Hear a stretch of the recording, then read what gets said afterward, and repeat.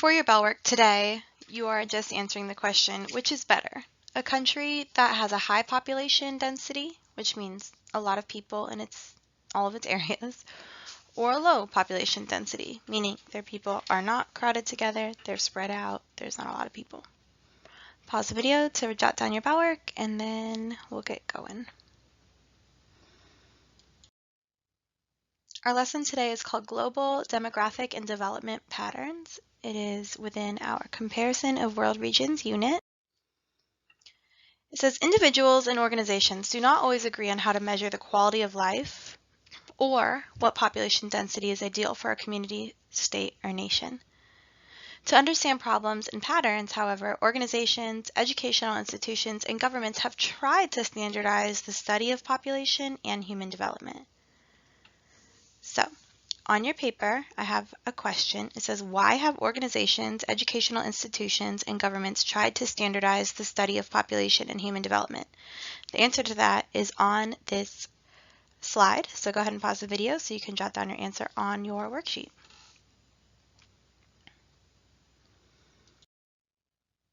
All right, so our first source today is source 6. So you're going to jot down the answers to the questions on the right-hand side. So pause the video as you do this.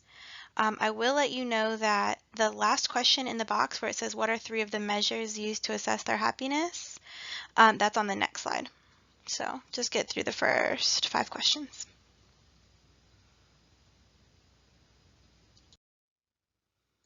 All right, this is what answers that last question in source 6.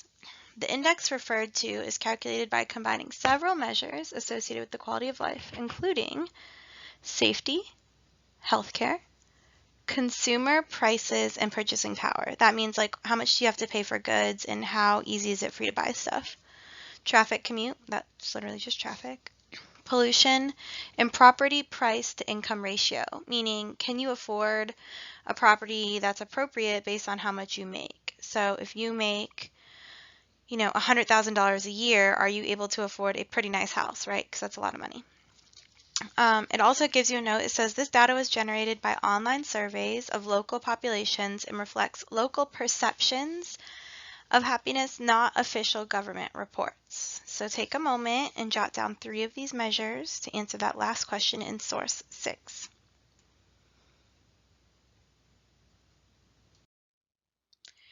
For source 5, you are going to answer the 4 questions on the right-hand side, and I do, if in case you didn't notice, have Japan circled in case you didn't know where it was on a map.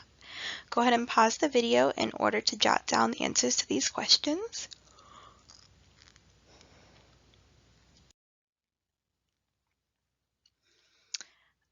While this is still source 7 zoomed in, we are moving on to the Florida box on your paper. So the bottom box on the front side of your paper, or page 1 if you are doing it on a computer. It asks, what is Florida's population density like compared to the rest of the United States? So if you have to rewind to look at it, you can, but you did answer this question in source 7, how dense is the U.S.?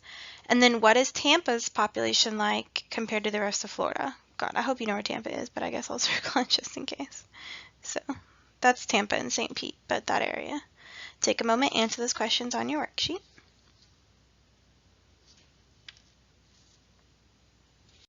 All right, so we are going to travel around the world and make some comparisons between countries.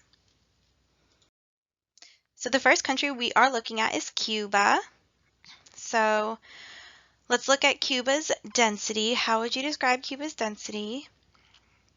You can describe it in a lot of different ways, but overall, like, would you consider it to be very dense? Would you consider it to be moderately dense? Would you consider it to be not very populated? You can call out some things like, for example, going forward, you might say like, okay, well, this color that's generally this orangish color, it's in the middle, so I would say moderately dense, but you might also know like it does have some areas throughout the country of high density, and it even has one area of low density, right? And then how would you describe the quality of life Cubans have? So the entire island of Cuba is colored in this pinkish color, which means they have the lowest quality of life. Okay, for Argentina, I'm going to let you do this one on your own. So pause the video as you answer these two questions.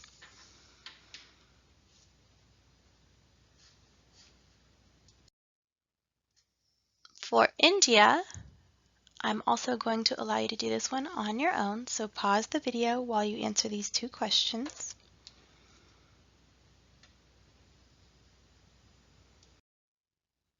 Okay, so let's jet set one more time. This time we're going to travel at night.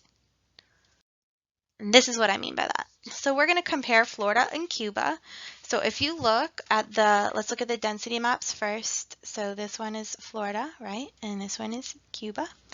So Florida and Cuba, it says, how would you compare the population densities between Florida and Cuba? Are they similar? What are the differences and what are the similarities? What would you say about that? The next question says, who has more lights, right? So just in case you can't tell, this is Florida. Look, these are the Keys.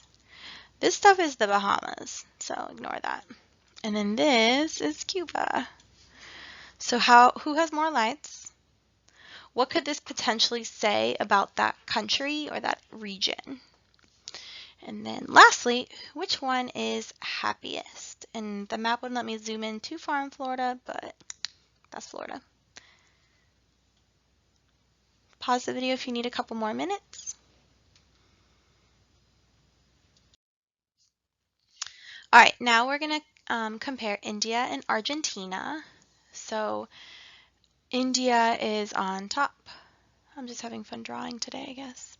And Argentina is on the bottom, okay? You can see because it says right here. All right, so how would you compare densities? So which one is more dense? Is it pretty similar? Is it very different? Who has more lights? What does this potentially say? And it might be the same thing you said in the Florida versus Cuba one. And who is happiest? Take a moment, pause the video if you need to in order to answer those questions.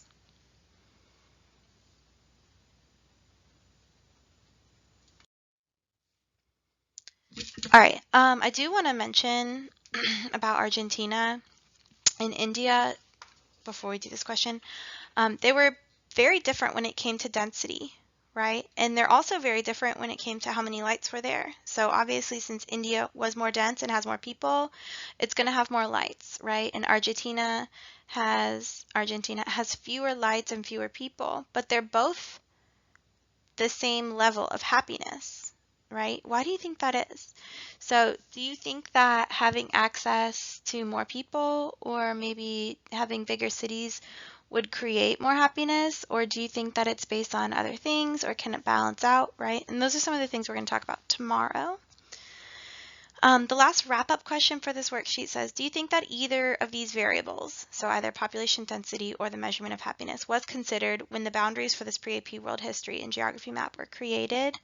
Remember, because we said our unit claim is that the pre-AP world history and geography map, this map, is primarily regionalized based off of cultural and economic patterns, okay? So do you think that these two measurements or these two variables had anything to do with the creation of this map? Once you are done with that question, unpause the video and we'll go to the last slide.